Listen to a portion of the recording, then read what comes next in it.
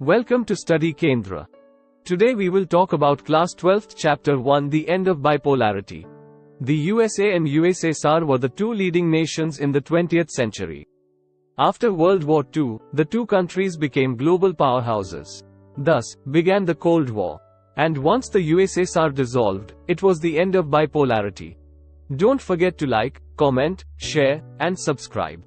The Berlin Wall symbolized the division between the capitalist and the communist world.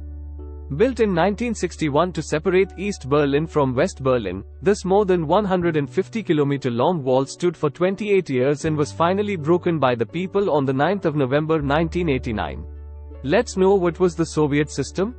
The Union of Soviet Socialist Republics, USSR, came into being after the Socialist Revolution in Russia in 1917. The revolution was inspired by the ideals of socialism and the need for an egalitarian society as opposed to capitalism. What is the idea of socialism? Socialism is a system in which every person in the community has an equal share of the various elements of production, distribution, and exchange of resources. And what is the idea of capitalism?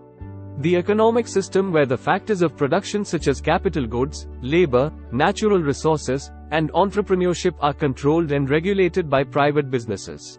After the Second World War, the East European countries that the Soviet army had liberated from the fascist forces came under the control of the USSR.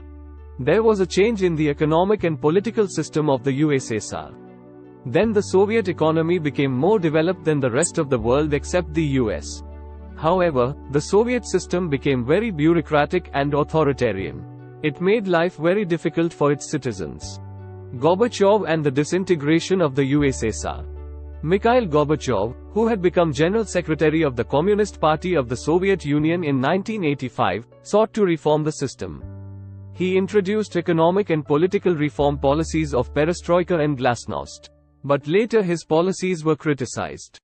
A coup took place in 1991 that was encouraged by Communist Party hardliners. The people did not want the old-style rule of the Communist Party and wanted freedom.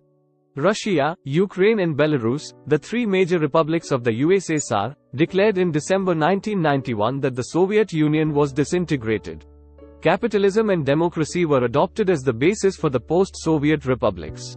What was the reasons for the Soviet Union disintegration? There are several reasons which led to the collapse of the Soviet Union.